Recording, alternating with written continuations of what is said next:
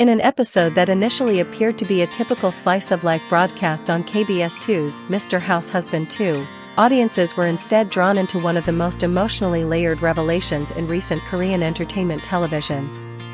Kim Jae Joong opened a deeply personal chapter of his life, revisiting themes of adoption, fractured identity, and the enduring psychological tension between forgiveness and emotional self-preservation. Rather than a conventional celebrity confession, Kim Jae Joong's narrative unfolded like a long-form psychological case study. The trigger was a conversation with Taekuya, who had recently reunited with his biological father after 25 years of separation. This moment became a reflective mirror, forcing Kim Jae Joong to confront unresolved layers of his own past that he had long kept away from public discourse. One of the most striking revelations was his disclosure that his biological father had attempted to visit him during his mandatory military service. However, instead of a reunion, Kim Jae Joong chose to refuse the meeting. When asked by his commanding officer whether he wished to meet his father, his answer was a firm no. There was no hesitation, no negotiation, only finality. He also chose not to keep the letter sent by his father at the time. Yet what resonates most is not the action itself, but his retrospective interpretation of it.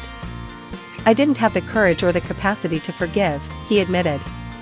This statement reflects not a fleeting emotion, but a prolonged psychological state, an acknowledgement that forgiveness is not merely a moral decision but an emotional capability that may not be accessible at certain stages of life.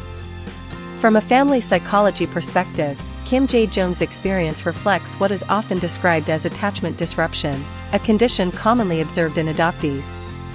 When biological ties are severed or replaced, individuals are left navigating a complex emotional duality, the absence of origin versus the reality of a reconstructed family system.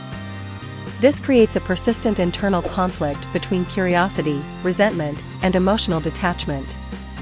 Importantly, Kim Jae Joong does not frame his experience as justification. He neither romanticizes his decision to refuse contact nor portrays it as inevitable fate. Instead, he situates it within the limits of his emotional state at the time, an unusually honest admission in a public culture that often demands narratives of reconciliation and closure. Alongside his personal reflection, he offered guidance to Taekuya regarding transparency within adoptive families.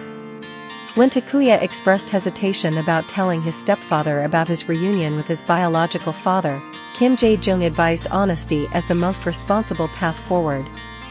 However, this was not presented as abstract moral advice, it was grounded in lived consequence. He shared that his own secret meetings with his biological mother once led to severe familial conflict when eventually discovered. This experience shaped his belief that secrecy, even when motivated by care or fear of hurting others, tends to generate greater emotional fallout once revealed. In his view, withheld truth does not disappear, it accumulates pressure until it disrupts the entire family structure. Yet the deeper philosophical question raised by his testimony extends beyond family dynamics. It challenges conventional assumptions about forgiveness itself. Must forgiveness be expected simply because time has passed? Is reconciliation always the correct emotional endpoint? Or are there situations where refusal, distance, and unresolved feelings are legitimate forms of psychological protection? Within East Asian cultural frameworks, where filial piety and family unity are often emphasized as core values, Kim Jae Joong's perspective subtly disrupts normative expectations. He neither rejects the concept of family nor glorifies estrangement. Instead, he shifts the focus toward emotional readiness as a prerequisite for reconciliation. In doing so, he reframes forgiveness not as a destination but as a nonlinear process. Emotional states are not static, they evolve unevenly, and decisions made in one phase of life do not necessarily define one's entire emotional trajectory. His admission, "I did not yet have the capacity to forgive," therefore becomes more than a personal statement. It functions as a broader commentary on the complexity of human emotional architecture, where healing cannot be forced into linear timelines or socially prescribed outcomes.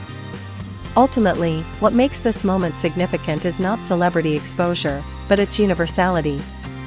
It reflects a reality shared by many, that some wounds resist closure, that some relationships cannot be immediately repaired, and that emotional boundaries are sometimes necessary for survival rather than reconciliation. In a cultural environment that often prioritizes resolution, Kim Jae Joong's reflection offers a counter-narrative. Not all stories are meant to end in reunion. Not all distances are meant to be erased.